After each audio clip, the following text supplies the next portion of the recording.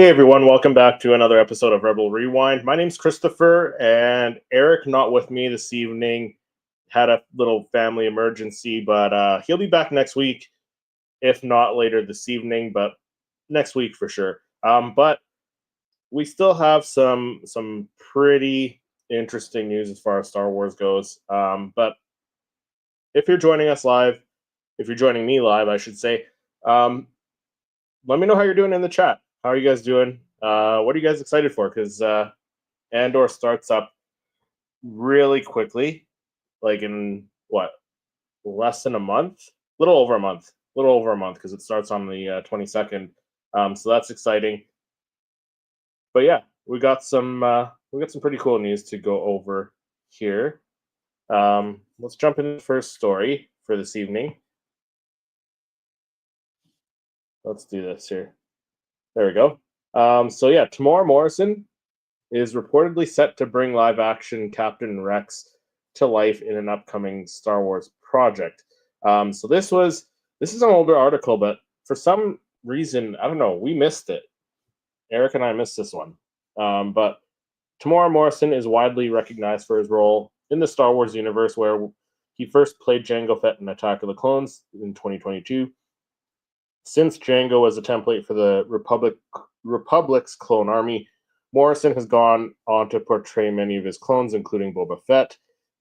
He later voiced Boba Fett in The Empire Strikes Back, the 2004 re-release, and various video games before fully stepping into the role in The Mandalorian and the Book of Boba Fett.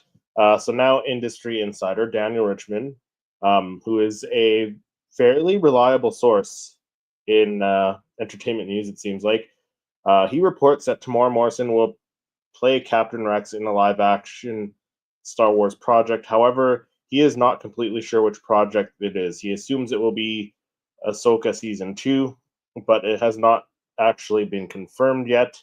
Morrison already voiced Captain Rex in the first season of Ahsoka, so it's not that far-fetched to at all to assume that he will appear in person in the second season, which would be cool, because in the second season, if he's actually in the show, performing in the show, and not just lending his voice to the character, we could see him as Old Man Rex with the full-on beard and stuff.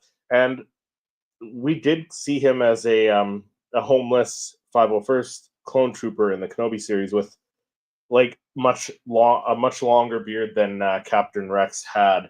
But we could see Star Wars Rebels Captain Rex, and that's pretty exciting for me. Let me know in the chat what you think about that, because that's pretty exciting that we could see Captain Rex in Star Wars Rebels form. So, arms out, just the chest armor, the shoulder armor, and the full beard. So that could be cool, seeing that in live action. And we already know we're getting Kenobi, we're getting Ewan McGregor, or that's what rumors are saying. We're getting Ewan McGregor, Anakin Skywalker, and Ahsoka in live action, like young Ahsoka in live action Clone Wars attire. So that's a rumor. So why wouldn't we get a Captain Rex at some point, whether it's in a flashback or in Star Wars Rebels attire later on in the current timeline in the Mandoverse there. So either way, that's pretty exciting. The article does go on a little bit. So Captain Rex and Ahsoka Tano have had a long history together. From the Clone Wars, they first met during the Battle of Christophsis and quickly became close allies alongside Anakin Skywalker. They led the 501st Legion, and Rex stood by Ahsoka when she was wrongly accused for a crime. During the Siege of Mandalore, they fought side by side, but Rex was briefly controlled by Order 66. Ahsoka removed his inhibitor chip, freeing him. After that, they stayed hidden during the rise of the Empire, but later reunited to help start the Rebel Alliance. Rex was devastated when Ahsoka was believed to have died on Malachor, and it's unclear if he ever found out she survived.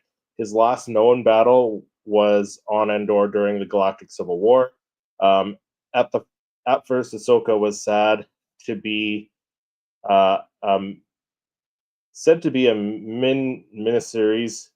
Sorry, at first Ahsoka was said to be a miniseries, but by 2023, Disney stopped calling it that. And in April, Dave Filoni announced he was making a movie to connect The Mandalorian and its spin-offs. The timing of the movie depended on the future seasons, including a possible Ahsoka season 2, which relied on how well the first season did. By October, a second season seemed more likely than the movie. In November, Filoni became Lucasfilm's chief creative officer, and in January 2024, Ahsoka season 2 was officially confirmed. So, yeah, like I said, I think it's pretty. I think it's pretty interesting that we could get Tamora Morrison live action Rex. Like as the article said, he already voiced him in the first season of Ahsoka, so it's not too far fetched that we could get scenes with him without the helmet on, either in the Clone Wars flashbacks or in the Mandoverse timeline. Maybe meeting up with Ahsoka and the rest of the Ghost crew. That could make sense, and that's very exciting, I think. Eric again. So Eric, my co-host, cannot be here again. So he said, "Sorry, I can't be with everyone. I had an emergency in the family, but if we get done, I'll jump in. If not, I'll be back next week." You got this, Chris. Thanks, Eric. I appreciate it, and I hope everything is well with you, bro. Um, yeah, Mace Windu survived. You know what? I'm a firm believer that he survived as well. And Samuel L. Jackson is a firm believer that Mace Windu survived. And I don't think George ever denied it either. So we'll have to wait and see.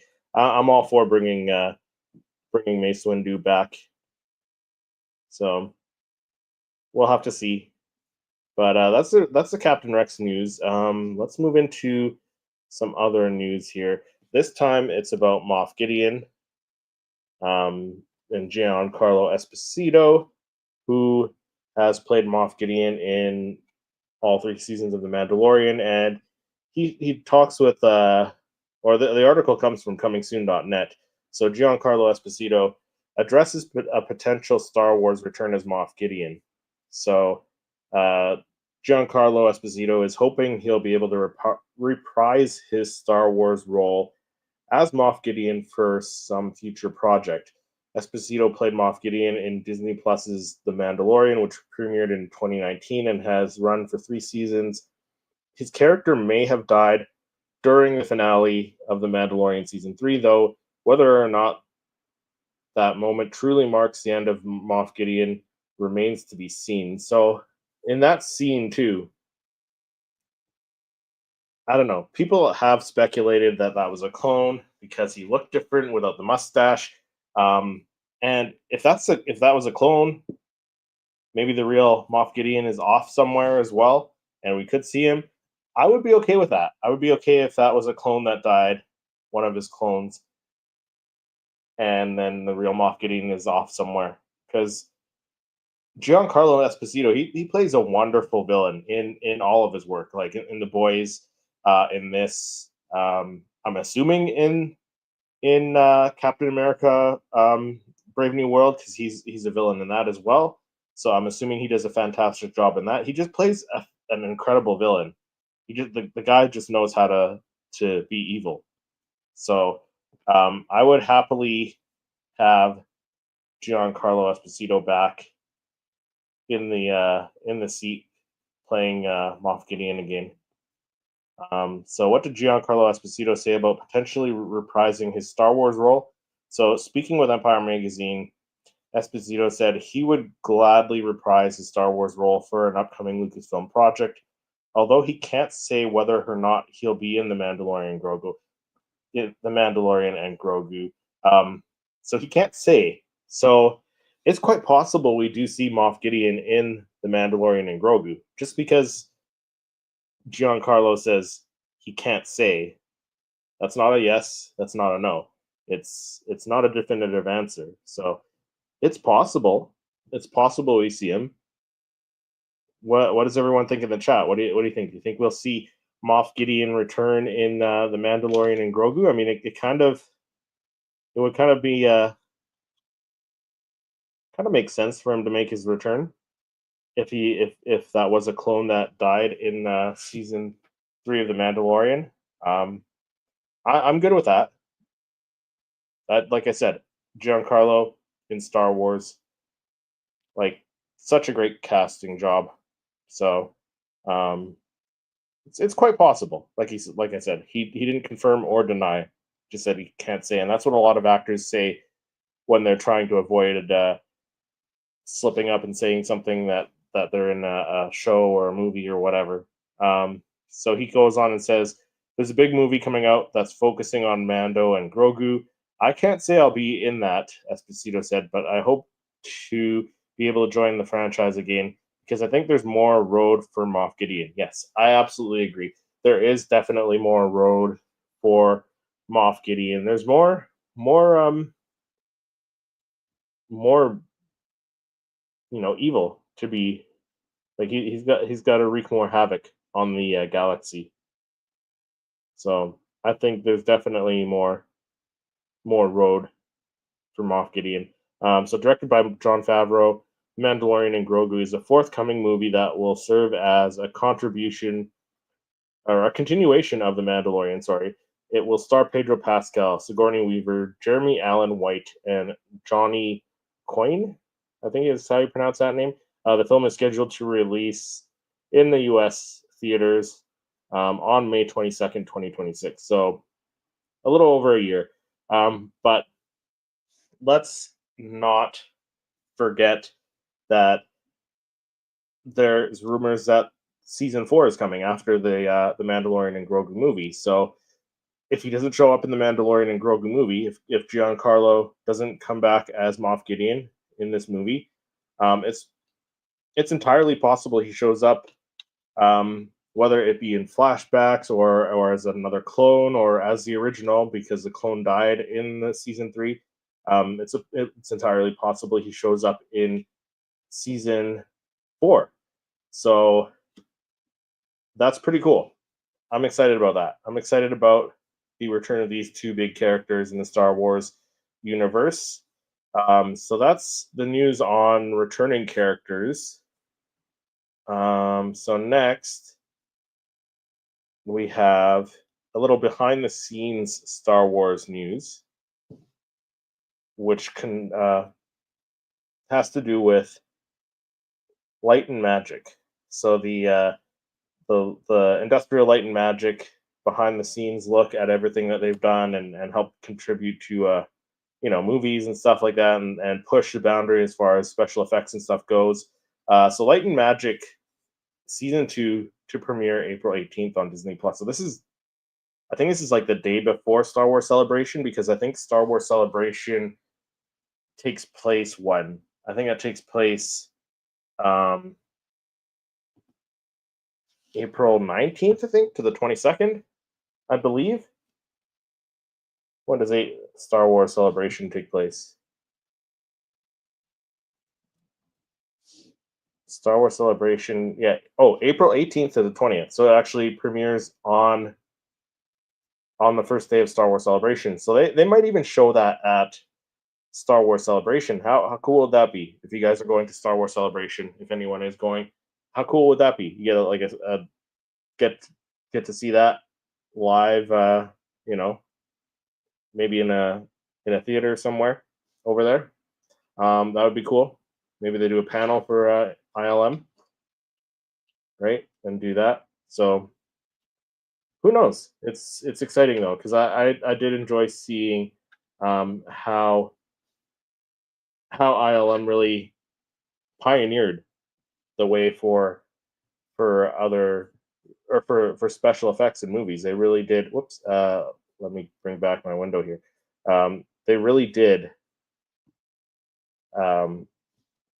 pioneer, like pave the way for special effects. So let me just grab my window again here. So, like I said, it's interesting to me, all this behind the scenes stuff. So, Collider announced today, or on when was this? March 14th, so like a couple days ago, that the long-awaited second season of Industrial Light and Magic, ILM documentary Light and Magic, has finally broken out of the shadows, with 3 episodes premiering on Disney Plus April 18th. Jack of all trades and ILM original Joe Johnson directed this season instead of season 1 director Lawrence Kasdan, which is fine. Johnson spoke with Collider, where he confirmed that season 2 will pick up just after Jurassic Park and move forward in the timeline, although won't be following a strictly linear order of particular interest to Star Wars fans. Will be the focus on the creation of the prequel trilogy and George Lucas and ILM's continued groundbreaking technological efforts during the development of those films. In addition, the prequel films documentary will also feature interviews on and/or behind-the-scenes footage of Twister, which again, groundbreaking special effects at the time, Casper, Pirates of the Caribbean, and War of the Worlds. So, regarding ILM's history of innovation, Johnson commented, "Every time ILM is given a challenge, they figure out how to do it, and that advances their abilities and techniques for the next film to come along."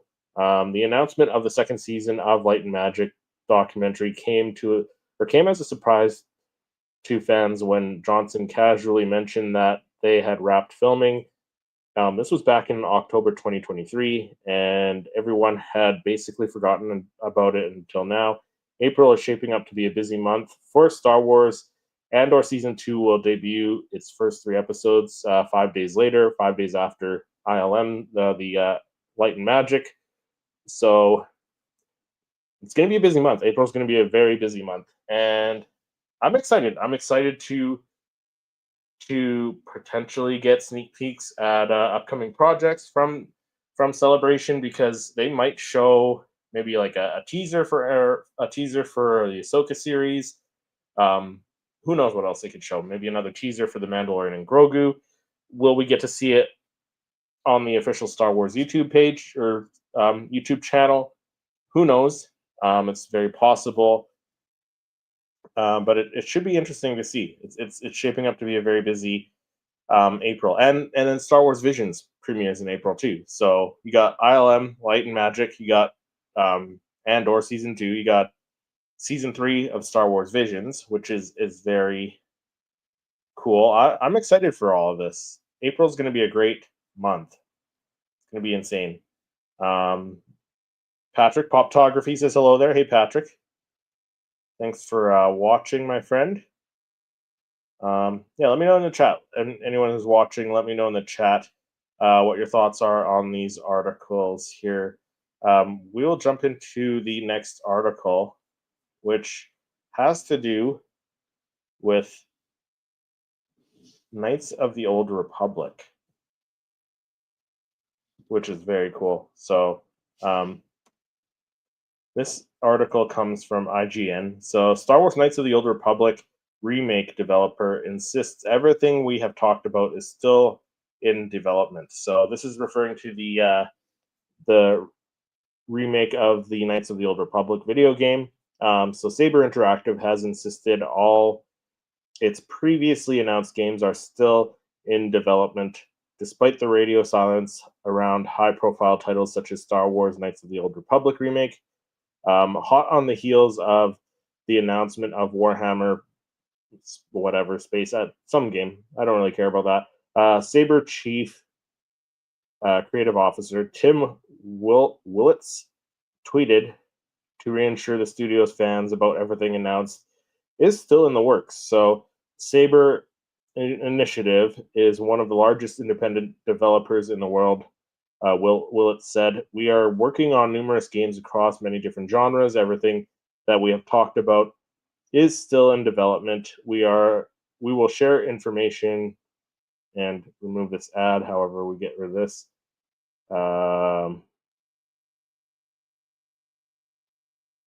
Where are we? Here we go. We will. I lost my place. Everything we've talked about. We will share information on upcoming games when we have something cool to share, which is cool. The most obvious subject of Willett's statement is the Knights of the Old Republic remake, which remains one of the gaming's most elusive projects. Announced in 2021. Crazy, because that's like 4 years ago that was announced. So it's good to know that it's still happening. So the long-awaited remake has changed hands multiple times, seemingly stopped development and restarted again. And after 4 years, it has failed to materialize. In April 2024, Saber Interactive CEO Matthew Karch confirmed the company took Knights of the Old Republic with it during its split from Embracer Group, and the game was still in active development. So it's clear and obvious that we are working on this, he said at the time. It's been in the press numerous times. What I will say is that the game is alive and well, and we're dedicated to making sure that we exceed consumer expectations. Willett's statement, which comes nearly 12 months later, reaffirms Karch's quote, but still, even now, we have seen nothing of the Knights of the Old Republic remake beyond its initial announcement video, which is right here. Let me play this. That grimy film on your teeth.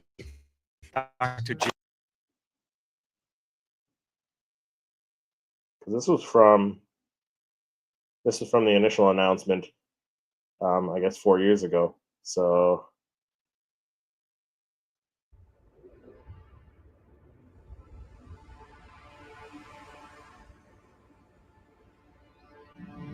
Peace is a lie. That is what the Sith believe. They right, promise so power. So it's just like Now a little they wield it. snippet, but like with We today's face the graphics greatest of Sith in generations.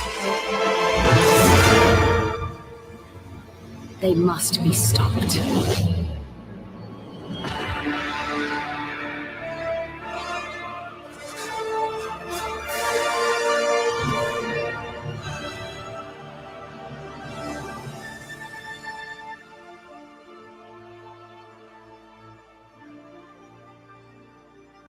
So that's exciting because like with the graphics now on the next gen consoles, PS5, Xbox One, stuff like that, even the Nintendo Switch 2, with the graphics on that, like this game's gonna be incredible. So this is something I'm very excited for. And also with rumors that Eric and I have covered on the show here previously that they're still looking to do a Knights of the Old Republic series, and that Keanu Reeves is still being eyed for a future Star Wars project.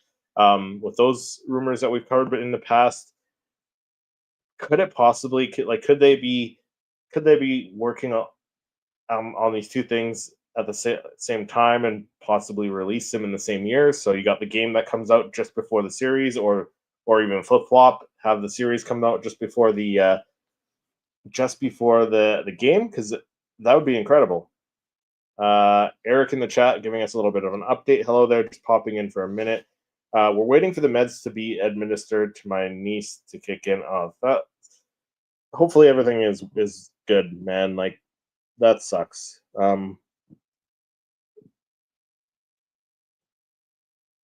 Patrick said it would be cool to see with modern gaming consoles and graphics, but I don't get much time to play. I know, me either, but you know, I'll make time to play that one for sure. Looks sick, yeah. It does. It does. Yeah, so the article goes on a little bit more here.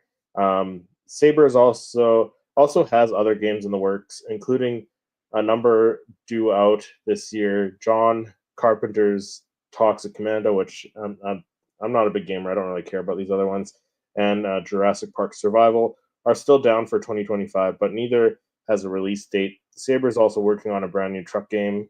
Not really interested in that. An untitled Avatar game, The Last Airbender title, and again Warhammer, another Warhammer game. So, but yeah, the Knights of the Old Republic remake. That should be fun. That should be interesting. Again, let me know in the chat. Let me know in the live chat or in the comments if you're watching this on the replay. Let me know what your thoughts are on all this stuff. The characters coming back, the remake of the Knights of the Old Republic video game. Let me know what you think of all this, because it's interesting. It's fun stuff. Good time to be a Star Wars fan for sure. Next, I do have some news for Andor Season 2. So this was posted just yesterday, actually. So Andor Season 2 time slot confirmed for April 22nd at 6 p.m., which is what? It's a Tuesday still, I think? Yeah, so it's still a Tuesday. So it's going to be a Tuesday. So every Tuesday, we're going to be getting 3 episodes of Andor at 6 p.m.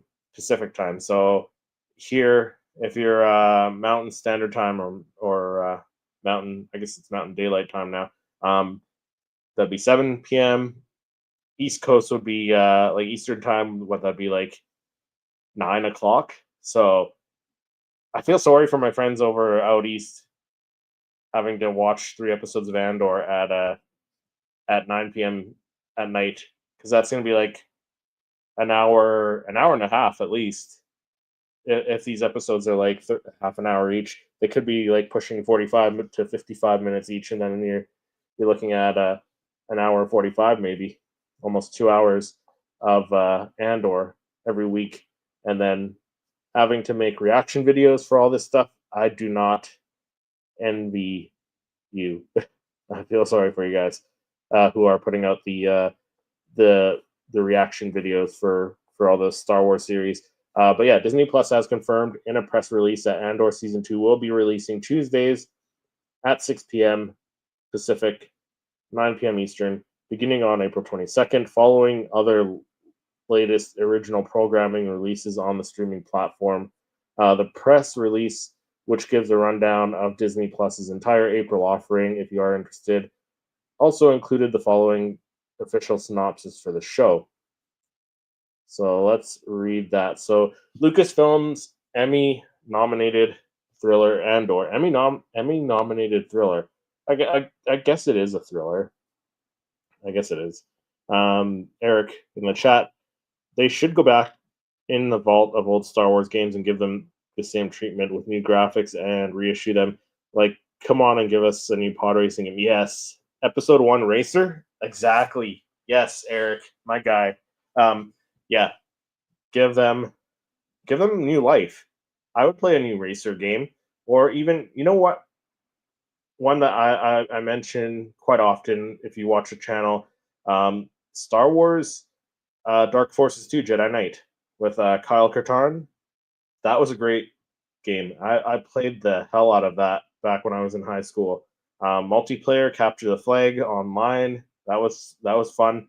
Good memories playing that game. And if they did that on the new generation consoles, that would be amazing. Star Wars Rebellion, which was more like a strategy game, but that was one that I enjoyed playing as well. If they updated that, so should be they should do that. You are right, Eric, for sure. But let's continue with the article here. So yeah, Lucasfilm's Emmy-nominated thriller Andor returns for a long-awaited conclusion on April 22nd. The second season takes place as the horizon of the war draws near and Cassian becomes a key player in the Rebel Alliance. Everyone will be tested and the stakes rise. The betrayals, the sacrifices, and conflicting agendas will become profound, rife with political intrigue and danger.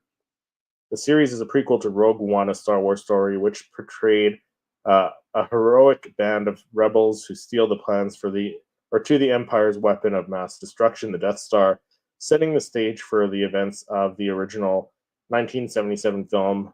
Andor sets the clock back 5 years from the events of Rogue One to tell the story of the film's hero, Cassian Andor, and his transformation from disinterested, cynical nobody into a rebel hero on his way to an epic destiny. So this will no doubt make many fans give a sigh of relief particularly those who live east of the Pacific time zone, as it is, will be treated to 3 episodes of Andor each week, which will likely translate to at least an hour and a half of showtime if you commit to watching all 3 episodes at once. Clearly, Disney saw an improvement in viewers or engagement to keep the time release at 6 p.m. Pacific from their other previous midnight releases. So interesting. I'm excited for it. Eric says, I've seen some of that gameplay. It looks great, but never played that one you had. Yeah, it was a good one. Like I said, if they remade it, I'd be all for it. And then I think that's pretty much it for news this week. Shorter episode. Eric and I were going to do kind of like a top 5 of our favorite starships, but we'll hold off until Eric's back next week and do that next week, where we will have some more Star Wars news and rumors for you guys to join in and give us your thoughts on. But thanks everyone for hopping in the chat and joining us this evening. Yeah, Eric said we can go over those next week. Yeah, our top 5 favorite starships from the Star Wars universe. So make your own lists and join us in the chat and let us know what your favorite starships are as well. But thank you for joining me this evening. I'll see everyone next week with Eric here as well next week, where we have more Star Wars news and rumors for you guys. But thank you for watching, and we'll see you guys in the next episode.